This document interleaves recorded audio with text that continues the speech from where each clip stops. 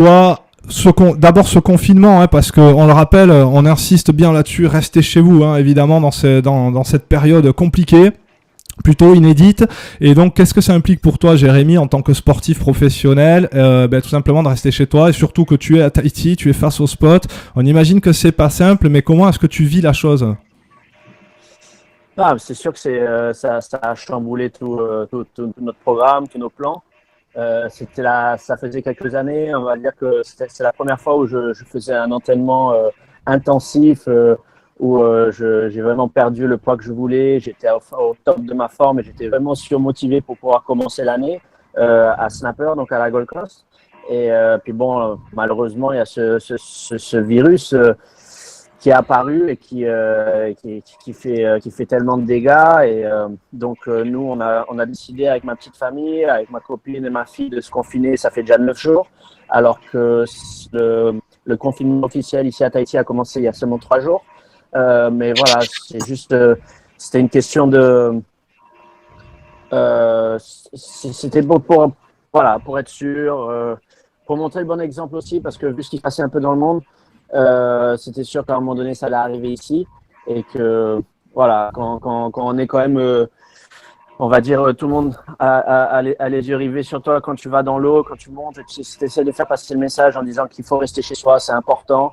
Je pense que c'est important au final. Et puis en plus, il y a eu la plus belle houle de l'année, de voir des 2 dernières années qui est arrivée à Tahiti il y a 3 jours. Du coup, c'était vraiment dur de ne pas aller surfer.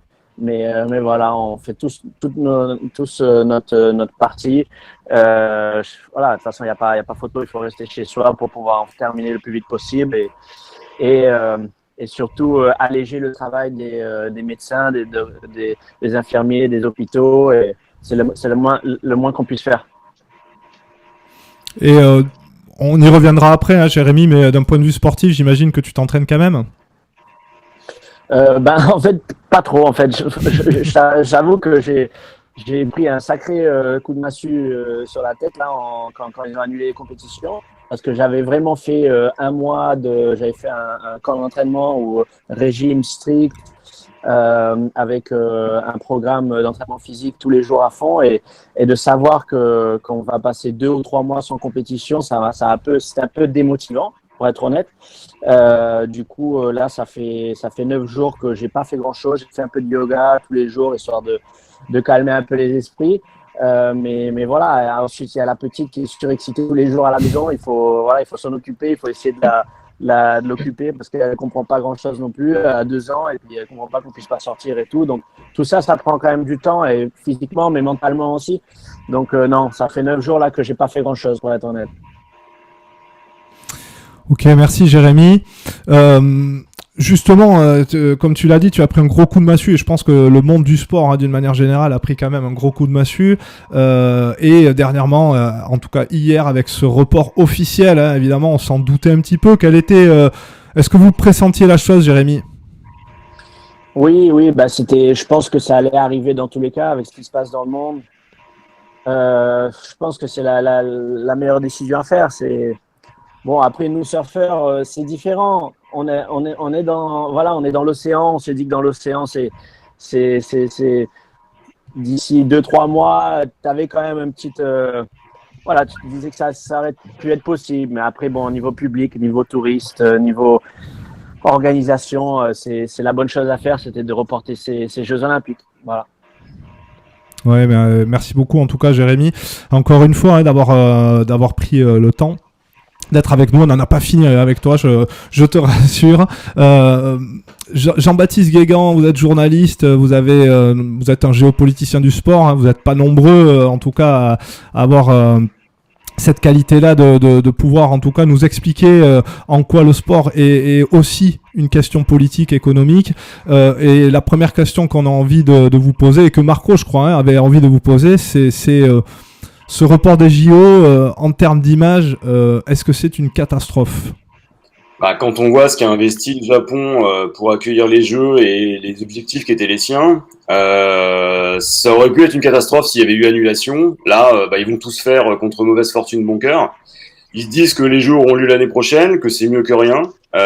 C'est la première fois depuis l'histoire, dans l'histoire des Jeux, depuis qu'ils ont recommencé finalement depuis 1896, qu'il y a un report hors guerre.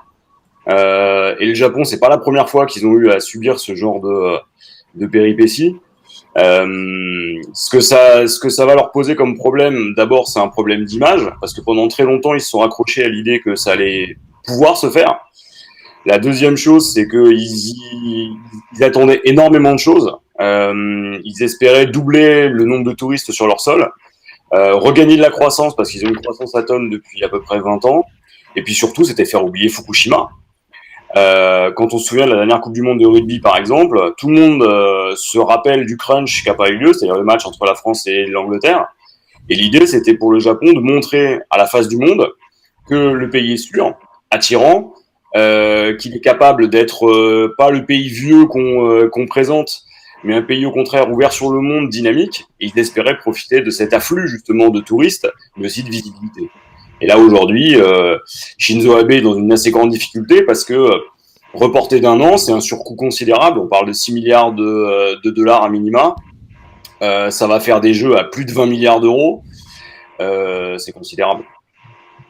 Vous parliez du Japon, justement. Quel était le rôle du Japon dans ce report et quel était le rôle du CIO? Comment ils se sont un petit peu entretenus et qui a fait un petit peu pression sur qui? Qui a eu le dernier mot surtout là-dedans dans cette histoire-là?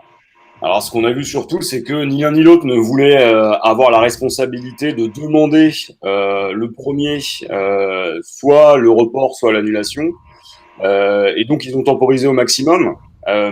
Jusqu'à il y a 3 semaines, tout le monde espérait que ça puisse se faire. Et puis, on a vu ce que ça a donné en Italie, on a vu ce que ça a donné en Espagne et en France. Puis, on a vu surtout les fédérations se positionner. Et les fédérations parmi les plus importantes, je pense aux anglo-saxonnes, aux européennes. Et donc là, on a vu la pression aussi monter. Les États-Unis ont découvert le virus sur leur sol et les choses ont complètement changé. Le CIO savait qu'il n'était plus possible de reculer. Mais comme le COJO est souverain, il fallait que ce soit le COJO qui demande. Donc fondamentalement, les deux sont entendus pour que publiquement, ce soit Shinzo Abe au nom du gouvernement japonais et pour le COJO qui demande au CIO la possibilité de reporter. Le CIO évidemment était d'accord. Avec un argument massu, la protection des athlètes. Il y a 4 semaines, le discours n'était pas le même quand même. Ce qui est intéressant, c'est de voir justement que maintenant tout le monde du sport est aligné, que les critiques essuyées par le CIO vont finalement être assez rapidement oubliées et qu'on va pouvoir se projeter sur une Olympiade pas aussi proche de nous qu'escompté. Concrètement, ça, Michel, on rappelle à Michel Plateau, vous êtes directeur technique national de la Fédération française de surf. Ça implique quoi concrètement ce report des JO? Alors déjà, j'ai envie de dire quelle était la position de la Fédération française de surf par rapport à ça. Jean-Baptiste Guégan a rappelé la protection des athlètes, chose qui est très importante. Jérémy également tout à l'heure l'a rappelé. Quelle a été la position de la fédération là-dessus et surtout qu'est-ce que ça implique concrètement en termes fédéral, en termes sportifs tout simplement? La position de la fédération, c'était depuis le début de toute façon, c'était de suivre les consignes gouvernementales et de les relayer par tous nos moyens de communication et auprès de notre réseau fédéral, les clubs, les comités, les ligues, les écoles labellisées, etc. Donc ça, on était complètement dans la mouvance du gouvernement. Derrière, j'allais dire qu'on était nous le surf, on était peu de choses, si ce n'est attendre que les grandes disciplines, les grandes nations, etc. Prennent ces décisions-là. De toute façon, on n'avait pas d'autre moyen que de suivre et d'accepter, d'attendre d'abord et de suivre et d'accepter les décisions. Mais ceci dit, très franchement, dans les discussions qu'on pouvait avoir avec les élus, on se posait vraiment la question de savoir comment ça pouvait. Il est petit à petit, jour après jour, voire heure après heure, on se disait mais et à un moment donné, non, c'est plus possible, quoi. Ça pourra pas être, ça pourra pas avoir lieu aux dates prévues. Moi, mon impression, c'est que les choses ont été à une vitesse phénoménale. Bon, on est dans une situation totalement inédite au niveau international, et les choses ont été à une vitesse d'un jour à l'autre, mais aussi même des fois de quelques heures à quelques heures. La preuve du CIO, c'est que le CIO fait une communication en disant on prendra la décision dans 4 semaines. 3 jours après, ils ont pris la décision. Donc, on est dans une échelle de temps actuellement qui est complètement bouleversée et qui est tout à fait inédite. Donc voilà, bien évidemment, nous on est content. On est content parce que etc. C'était la bonne solution. D'un point de vue sportif, et on pense à nos surfeurs qualifiés, bah, c'est dommage, mais ça n'est que partie remise pour eux. Voilà. Camille Le Sceau, peut-être de Surf Report, une question. Ouais, dans quel état d'esprit vous vous trouvez du coup? Est-ce que ça va changer beaucoup de choses, le fait de reporter à 1 an au sein de l'équipe de France ces Jeux Olympiques? Ou alors est-ce que vous aborderez ceci dans le même état d'esprit que si ça avait été cet été? Jérémy, peut-être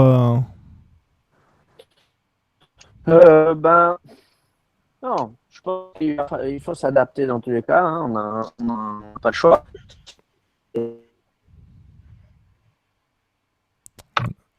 Une petite perte de connexion avec Jérémy, rien de grave, ça va revenir. Je ne sais pas si tu nous entends, Jérémy. Il va falloir déjà reprendre l'année WSL comme quand on pourra. C'est déjà la priorité.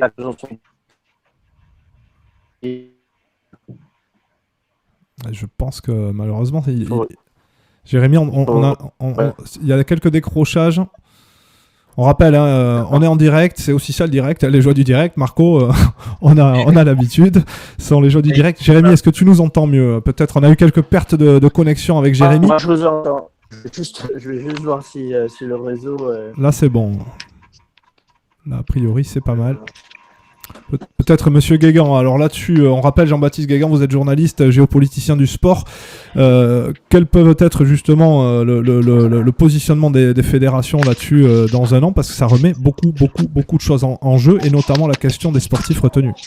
Alors, il y a la question des qualifications et des sportifs qui vont pouvoir y aller. Est-ce que les niveaux de forme sont les mêmes? Quels sont les minima qu'on va conserver? Est-ce qu'on va les conserver? Est-ce que les athlètes seront finalement les mêmes? Il y a aussi d'autres questions. Hein. Il y a la question psychologique, parce que quand vous cloisonnez des athlètes pendant 1 mois ou 2, il y aura forcément des séquelles derrière. Il va falloir traiter ça. Il y a les questions logistiques aussi. Les fédérations ont engagé des budgets sur ces questions-là. Ils ont projeté des stages. Ils avaient booké des logements. Il va y avoir des pertes de ce côté-là. Il va falloir tout reconstruire. Et puis, à l'heure actuelle, on a un report d'1 an, mais on ne sait pas si dans 1 an, ce sera faisable. Et pour certains athlètes en fin de parcours, des gens qui avaient décidé d'arrêter la pratique sportive, c'est une vraie remise en cause. Et j'ai peur que ces jeux soient aussi, finalement, soit le dernier chapitre pour certains d'une carrière qui aurait dû se terminer autrement.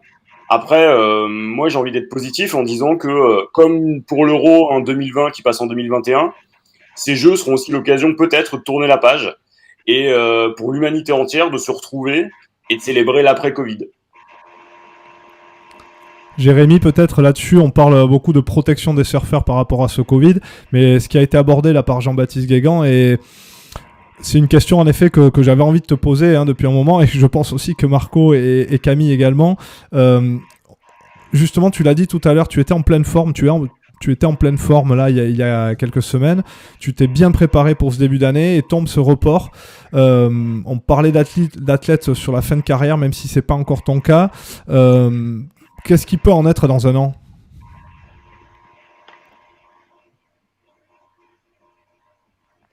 Ah, je crois qu'on l'a perdu à Jérémy. Michel Plateau, peut-être. Allez, on rappelle, vous êtes directeur technique national, justement, mais parce qu'à l'origine, la question vous était adressée. Je l'ai glissé à Jérémy, qu'on a perdu.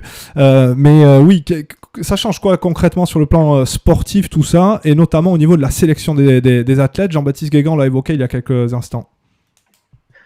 Alors, la sélection des athlètes, c'est effectivement, c'est la première question qui est venue à notre esprit.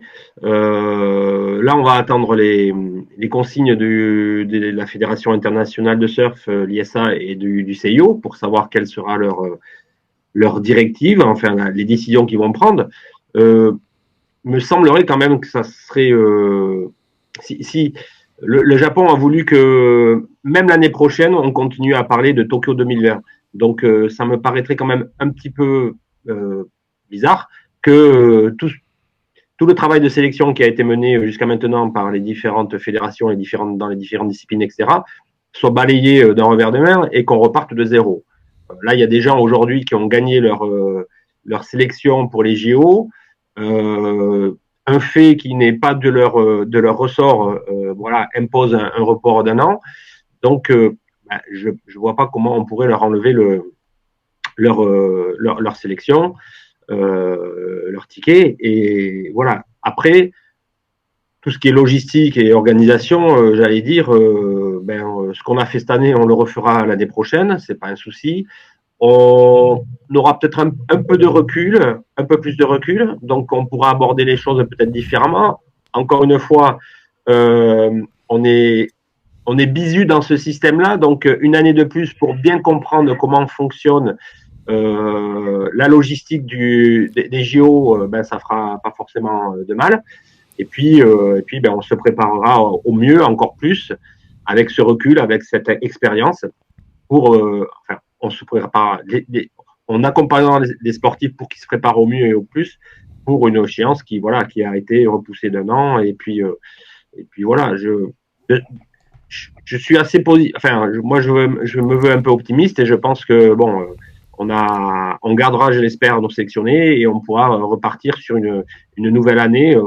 2020 aura été certainement une année, on va dire un peu blanche pour tout le monde, et on repartira sur 2021 sur des bonnes bases, avec, je l'espère, une situation sanitaire mondiale propre. Enfin, je sais pas comment on peut dire, mais en tout cas, revenu à la normale, viable, et revenu à la normale, et on pourra à nouveau aborder ces JO en pleine confiance. M. Guégan disait que ça sera les JO du renouveau après quand même une catastrophe sanitaire mondiale. C'est la première fois, me semble-t-il, qu'on connaît ce genre de choses, en tout cas dans l'ère moderne. Ben là, ça sera vraiment, je pense que la joie pour le monde entier de repartir sur une échéance différente et de laisser derrière ce qui s'est passé, ce qui se passe encore en ce moment.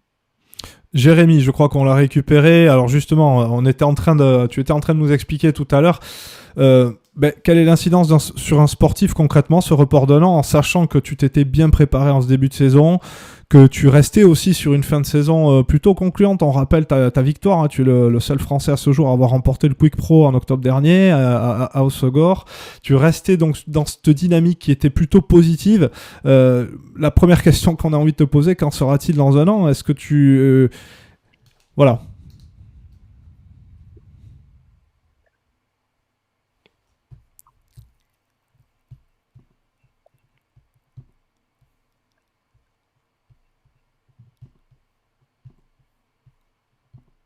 Comment le faire, qui allait être qualifié. Ensuite, la WSL et l'ISA se sont mis d'accord sur un système de qualification qui, franchement, on a mis du temps à vraiment comprendre tout, quoi. Donc, du coup, ça a ajouté en fait pas mal de pression sur déjà, en plus de ce qu'on a déjà sur le tour WSL. Donc voilà, après... Au final, je me suis dit que plus j'allais gagner de séries, plus je montais dans le classement, plus j'aurais de chances d'être qualifié. Donc, c'est ce qui s'est passé avec une belle fin d'année, comme vous le dites. Et maintenant, il faut juste... il faudrait pas que le système de qualification se change de nouveau, quoi, parce que je pense que pas seulement les surfeurs, mais les spectateurs et le public aussi ne comprendraient plus rien.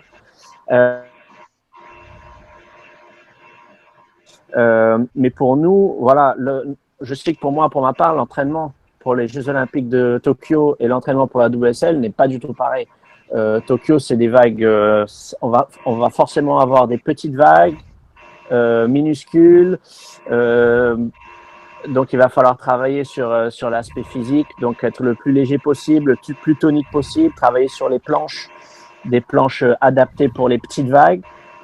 Sûrement de l'époxy ou comme ça pour essayer de mettre tous les chances de côté pour pouvoir aller plus vite. Voilà, pour ma part, je sais que c'est mon point faible, ce genre de vagues, ces petites vagues.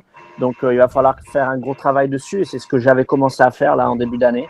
Donc, il va falloir que je reste sur cette lancée pour pouvoir l'année prochaine mettre toutes les chances de mon côté pour pouvoir réaliser la meilleure performance à Tokyo.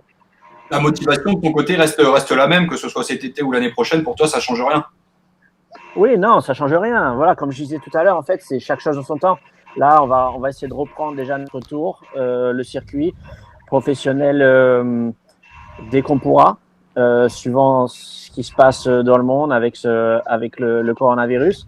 Et ensuite, on passera à autre chose. Mais moi mon but, mon objectif, c'est de garder la ligne pour ne pas avoir à tout refaire l'année prochaine pour arriver au Japon avec les quelques kilos en trop, on va dire.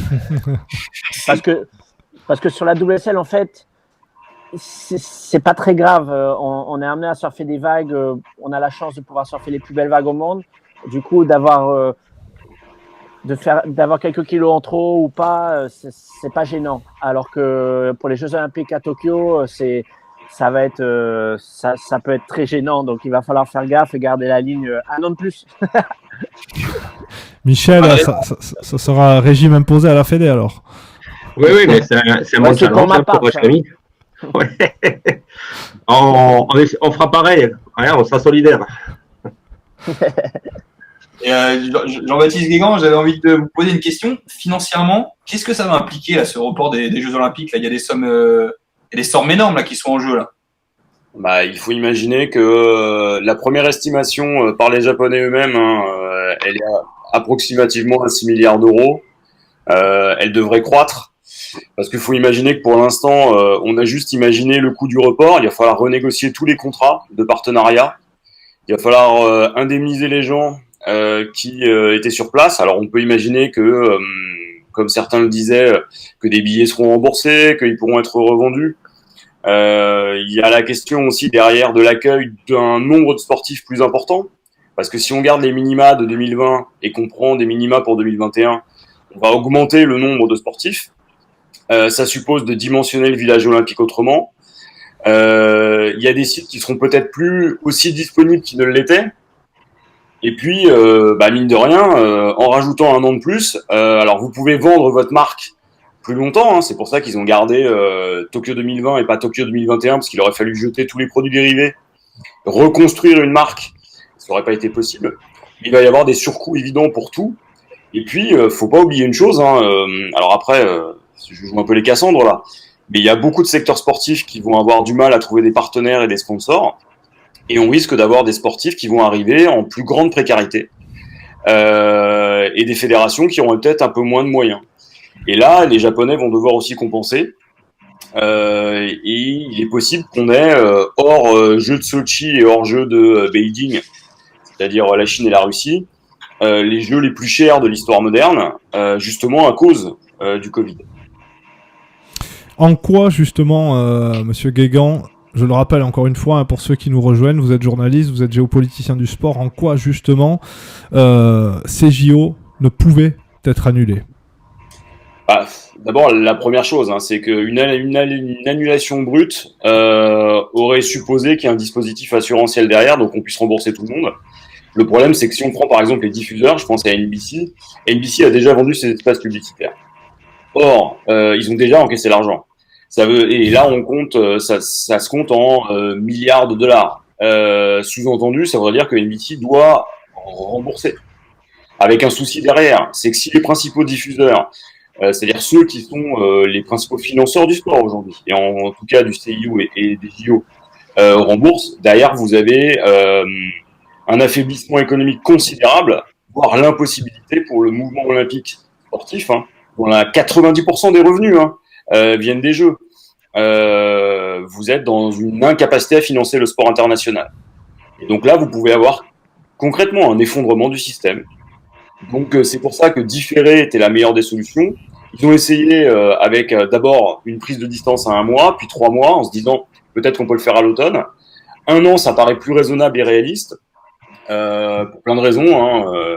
Gestion de la pandémie, disponibilité d'un vaccin ou de traitement palliatif. Maintenant, l'annulation, c'était hors de question parce que ça aurait aussi affecté l'image du Japon et on aurait vu le Japon comme le pays qui est incapable de se remettre de Fukushima et qui est le pays qui est le premier et le seul à avoir vu ces Jeux annulés. Ouais, donc impossibilité d'annulation pour toutes ces raisons-là. Vas-y Marco. Ouais, je voulais juste Ouais, dire, ceux qui nous regardent sur Facebook, n'hésitez pas à poser des questions. Donc, on est avec Jérémy Flores, Michel Plateau, le directeur technique national, et Jean-Baptiste Guégan. N'hésitez pas à poser des questions en commentaire et on essaiera de les relayer au maximum pour leur faire suivre tout ça. Ouais, bien sûr. moi, j'ai Oui.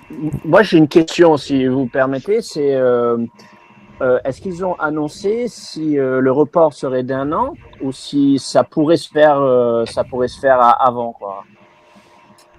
Ils ont annoncé ça déjà? Alors, a priori, je crois, d'après ce que moi j'ai compris, on partirait sur 1 an. C'est le but, ouais. Après, ils ont peut-être parlé de l'automne aussi, mais c'est moins probable que le report à l'été prochain. D'accord. L'autre chose aussi, c'est qu'ils ont différé d'1 an avec le recul que ça suppose. C'est-à-dire que pour l'instant, ils ont pas redonné les mêmes dates pour une raison simple, on ne sait pas où on en sera dans 1 an. Et donc, en ayant une fenêtre de tir aussi large, on peut bouger les créneaux des diffuseurs, on peut bouger les créneaux des satellites, on peut aussi offrir un peu plus de marge pour travailler sur tout ce qui est logistique. Alors après, est-ce qu'on aura les mêmes dates? Ce serait l'idéal. Fondamentalement, je pense qu'ils ont un peu plus de latitude que ça, et ils envisagent aussi que ce soit peut-être un petit peu plus long, mais que ça se passe en 2021.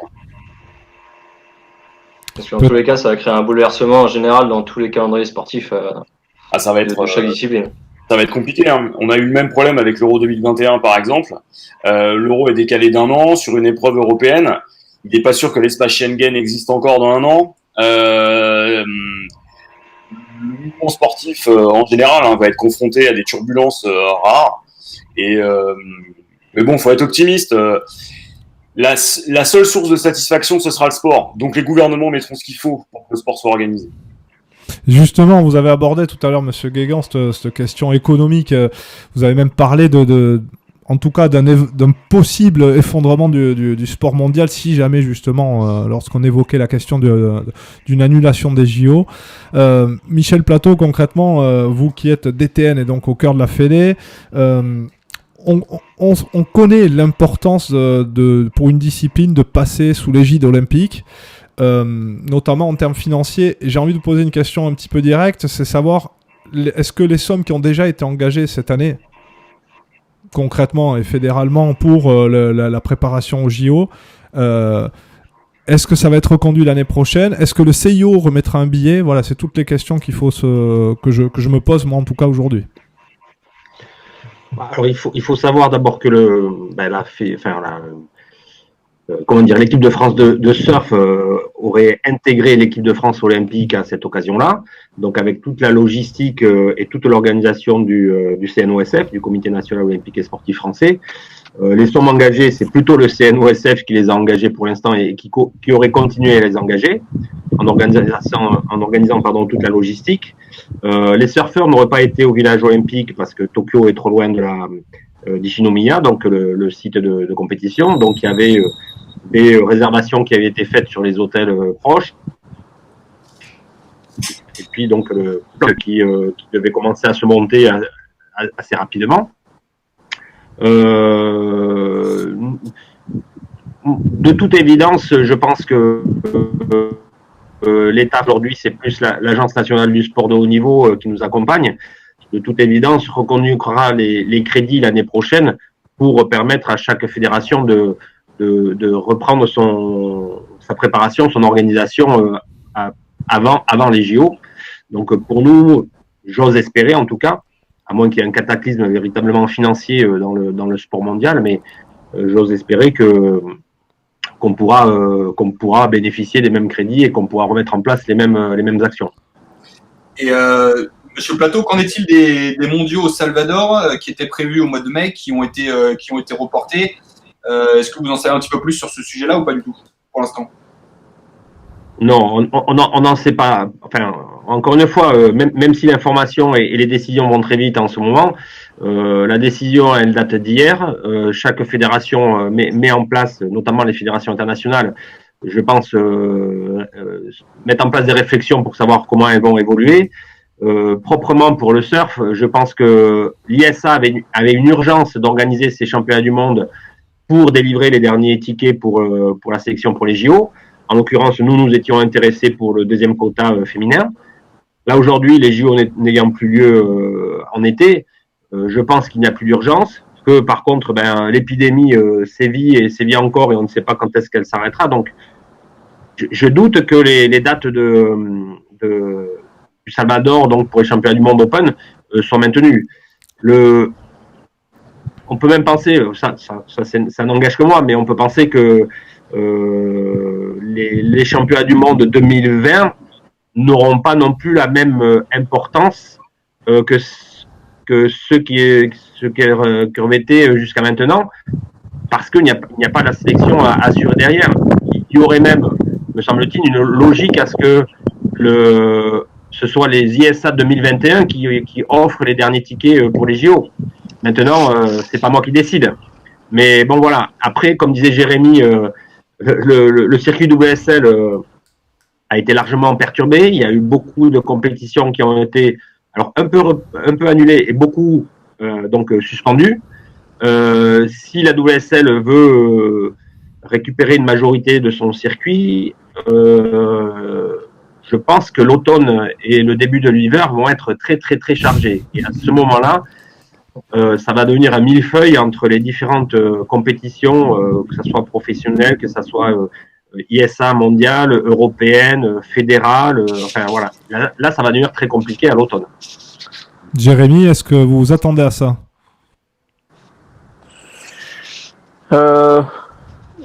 Comment ça que je m'attends Est-ce que tu t'attends à un automne? Est-ce que vous, les surfeurs pro, chez les surfeurs pro, est-ce que vous vous attendez à un automne et un début d'hiver chargé en termes de compétition, justement, oui, pour du rattrapage, etc. quoi.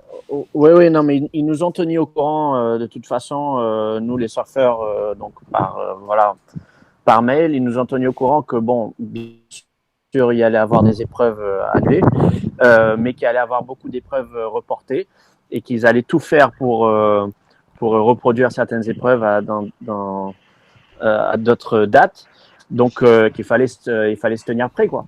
Après, bon, rien n'est fait, bien sûr. Hein. Après, c'est une question de permis et tout ça. Mais en tout cas, ils nous ont dit qu'ils feront tout pour que ce soit pas une saison à 4-5 compétitions seulement, quoi. Ils vont tous essayer de faire pour qu'on rattrape quand même certaines épreuves.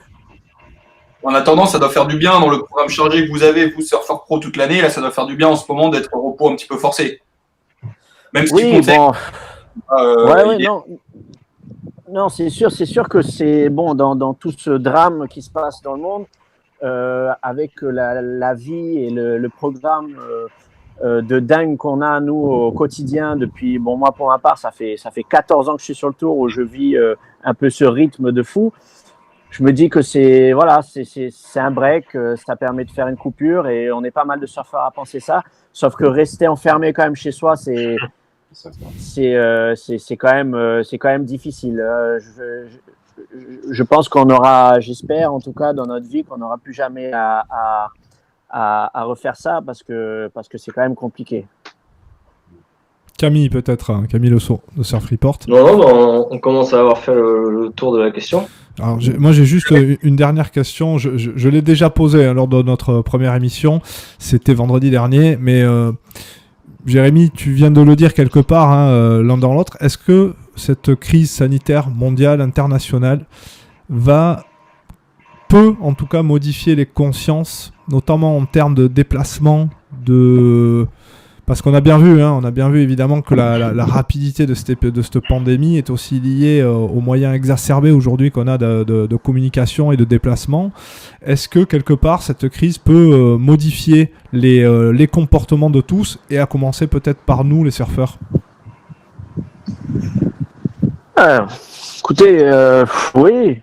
Après, je veux dire, sans créer de débat ou quoi que ce soit, je veux dire, tout ce virus vient on ne saura jamais c'est quoi la vérité derrière le début de tout ce virus.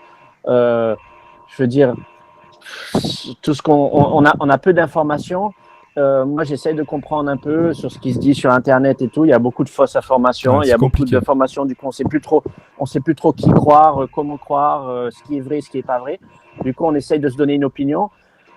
Nous, on est surfeurs, hein, on est surfeurs et les surfeurs, voilà, on est connus pour aller dans les mêmes endroits, dans des endroits qui sont assez, mais aussi assez protégés en quelque sorte. Passer toujours le bon message dans tout ce qui est termes de protection de l'environnement et tout ça. Mais je veux dire, là, on parle d'un virus qui n'a rien à voir avec tout ça, je pense, et qui malheureusement, en tout cas, je pense qu'on ne saura jamais la vérité de ce qu'il y a derrière tout ça. Ouais. Et c'est quand même intéressant, et vu le temps qu'on a devant nous, là, en ce moment, j'essaye de trouver des informations, de comprendre, parce que voilà, ça pourrait servir pour les futures générations, pour ma fille, pour futurs enfants et petits-enfants, pour qu'ils n'aient plus à vivre ça. Mais malheureusement, on n'aura jamais assez d'informations pour se donner une idée, une opinion. Ouais, c'est compliqué, ouais. Par rapport à ça, moi, je voulais poser une question à Jean-Baptiste Guégan, justement, sur le coronavirus. Un petit mot peut-être sur la manière dont les grandes puissances mondiales ont communiqué sur cette crise sanitaire. C'est marrant, on se comprend. Marco, on t'entend par intermittence, hein. Donc baisse un peu peut-être ton volume interne pour éviter le retour. Oui, je disais juste que je voulais voir avec Jean-Baptiste Guégan la manière dont les grandes puissances mondiales avaient un petit peu communiqué sur le sujet, parce qu'on avait vu que la Chine, la Russie, communiquer de manière différente. Je pense que ça intéressant. On t'entend très mal, hein, Marco. Je crois que Jean-Baptiste est un peu dans mon cas. Ouais. Allez, La question, c'est sur la communication des grandes puissances par rapport au coronavirus, c'est ça? On a des communications différentes qui s'expliquent aussi par le fait que vraisemblablement la Chine est l'épicentre des pays. Je crois que ça là-dessus, il n'y a pas photo. Que le coronavirus, il vient de là et il vient absolument pas d'ailleurs. Qu'il est lié aussi à nos modes de vie. Et si je fais le lien entre la question précédente et celle-là, fondamentalement, on espère tous que ça permette de changer les choses. Hein. Je vous donne un exemple. Hein. À Paris, l'air est respirable. Ça surprend, hein, je vous dis clairement, même confiné, on est étonné. Maintenant, ce que je vois, moi, c'est que à chaque fois qu'on a eu ce type de crise dans l'histoire, alors moi je suis enseignant en histoire-géographie, hein, systématiquement il y a une contraction de l'activité, une contraction des échanges, et fondamentalement ça n'a pas beaucoup changé derrière. En termes de communication, ce qu'on voit aussi, c'est des jeux de puissance. Chacune essaie de tirer son épingle du jeu. Par exemple, la Russie n'a pas de cas ou quasiment pas de cas, alors qu'on sait tous qu'il y en a. Moi, j'ai des potes qui sont en Russie et complètement le discours est différent. Ce qu'on est en train de voir là, c'est finalement le retour de la géopolitique sur une scène qu'on n'avait absolument pas prévue, qui est la scène sanitaire. Ça impacte frontalement le sport et toutes les activités de nos sociétés. Et l'épreuve du confinement, c'est quelque chose qu'on n'a jamais vécu. En tout cas, pas comme ça sur le XXe siècle et le XXIe. Ce que ça va changer derrière, c'est le regard des gens sur leurs gouvernants. Et l'après risque d'être rude parce qu'on va chercher des responsables.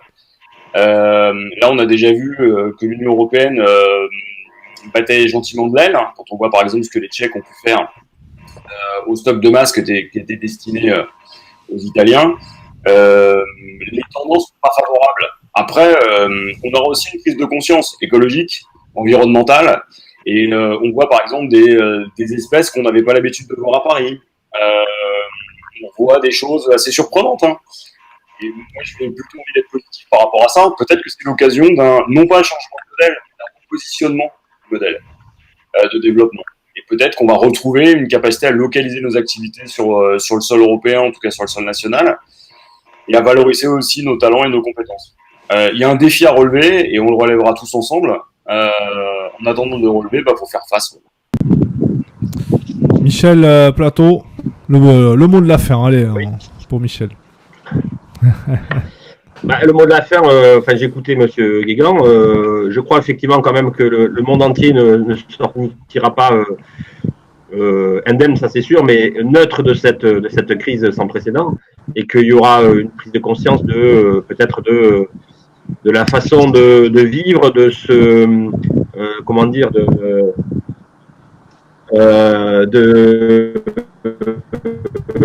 de faire attention à soi et à ses voisins, à son prochain, de faire des règles d'hygiène qui vont sans doute se développer davantage. Enfin voilà, peut-être qu'on aura un monde entre guillemets plus propre. On le disait, depuis qu'il y a ce confinement, il n'y a plus de pollution sur les grandes villes, etc. Donc, alors évidemment, le monde entier est à l'arrêt, l'économie est à l'arrêt, mais l'homme quand même peut améliorer son environnement de vie actuel. Bon, donc il faut prendre les choses positives de ce que ce malheur nous amène, et je pense que voilà, j'ose espérer peut-être qu'à cause de ça, on vivra peut-être un peu mieux dans les années futures, parce qu'on fera un peu plus attention, tout le monde fera un peu plus attention à la façon de vivre. Et là, j'ai une petite question surtout pour Jérémy, Michel Plateau, pour Jean-Baptiste Guégan peut-être, je ne sais pas si vous faites ou pas, mais quel message avez-vous envie de faire passer aux surfeurs aujourd'hui, notamment ceux qui continuent d'aller surfer, malheureusement, quel message vous avez envie de leur faire passer aujourd'hui? Alors, comme on ne t'a pas très bien entendu, j'essaie de résumer, mais le message aux surfeurs aujourd'hui, et notamment ceux qui prennent un petit peu par-dessus la jambe cette crise coronavirus. Jérémy, peut-être? Non, là, de toute façon, il n'y a pas photo. Là, voilà, j'ai vu cette phrase il n'y a pas longtemps, et c'est vrai, à l'époque, on était appelé à se battre pour sauver des vies pendant les guerres. Maintenant, tout ce qu'on nous demande de faire, c'est de rester chez soi. Donc, j'estime que c'est quand même beaucoup plus simple. Donc, c'est la moindre des choses à faire. Il faut rester chez soi. Les vagues elles seront toujours là dans le futur. Elles ne bougeront pas. Et puis, au contraire, justement, ça permettra peut-être à Mère Nature de profiter un peu des spots magiques seul. Donc, c'est quand même quelque chose de très rare. Quand on voit, par exemple, je donne l'exemple de Tiopo il y a quelques jours, à 10-15 vierges avec personne autour. C'est quand même quelque chose qui se reproduit rarement, et j'imagine que ça fait du bien à la terre, à l'océan, qu'il y ait des moments comme ça. Et donc voilà, rester chez soi, c'est la meilleure chose à faire.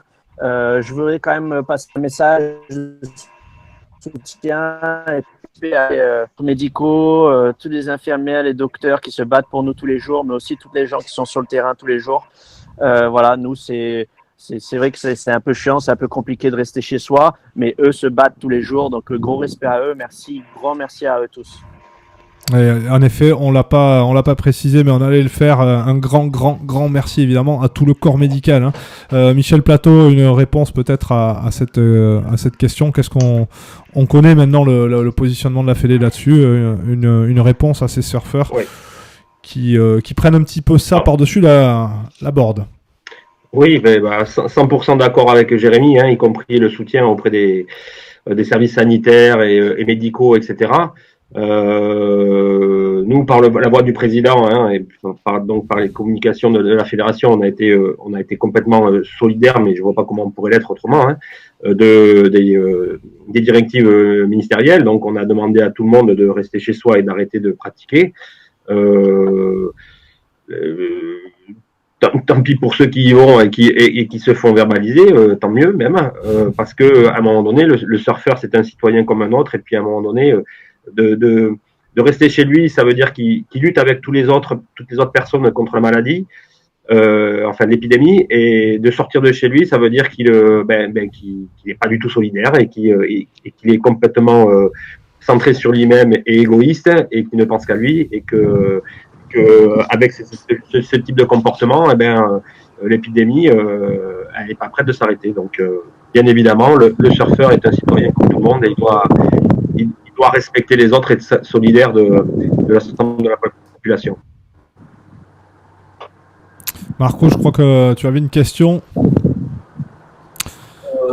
On avait fait le tour aussi. Non, mais c'est vrai qu'on a pu voir, hein, notamment récemment, Camille Dosso, je crois que vous pouvez en parler en tout cas, mais on a pu voir récemment ce surfeur péruvien, hein, qui se faisait chahuter par la police et qui était finalement embarqué parce que pour des raisons de confinement.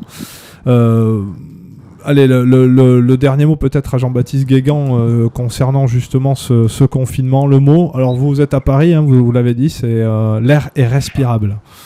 L'air est respirable. On est en admiration devant les potes, les copains qui sont dans les hôpitaux, ceux qui font tourner le pays. C'est aujourd'hui ceux qu'on a tendance à pas regarder et à oublier qui font que ce pays avance.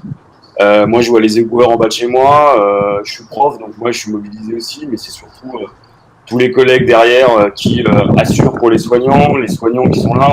On a une pote qui est à l'hôpital là. C'est tous ces gens qu'on a tendance à oublier en permanence. Et aujourd'hui, comme par hasard, ils redeviennent importants. Et ça, ce serait bien qu'on ne l'oublie pas. Donc, s'il y a un message, c'est rester solidaire et rester chez vous surtout. Et surtout, n'oubliez pas ce qui s'est passé parce qu'à un moment donné, c'est les mêmes gens que vous allez retrouver après la crise. Les caissières qui sont là, qui bossent, moi, les autres en face de chez nous sont terrorisés, mais elles sont là. Et c'est important parce que c'est ça aussi qui fait tenir tout le monde. Et c'est bien de parler à son voisin et de voir un ciel bleu, donc ce serait bien que ça continue. Voilà.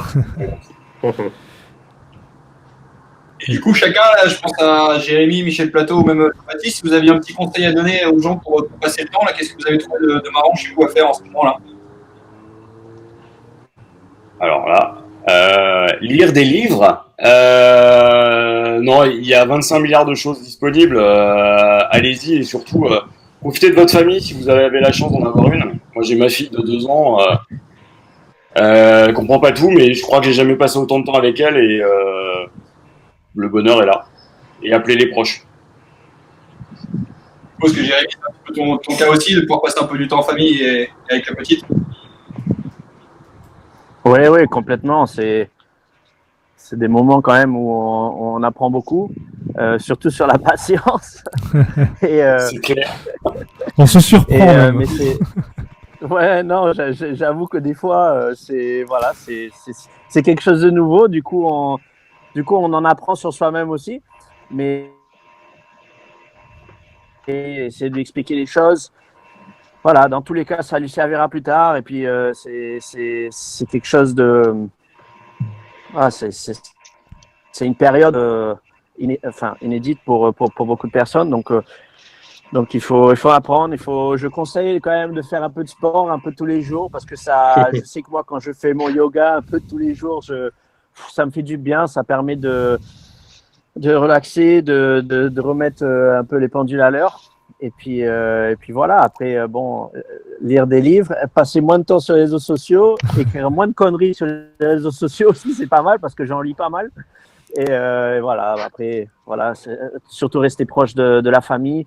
Proche, je veux dire, quand je dis proche, c'est les appeler, voilà, se soutenir, rester solidaire et voilà. Michel, séance de yoga aussi, du côté du DPM.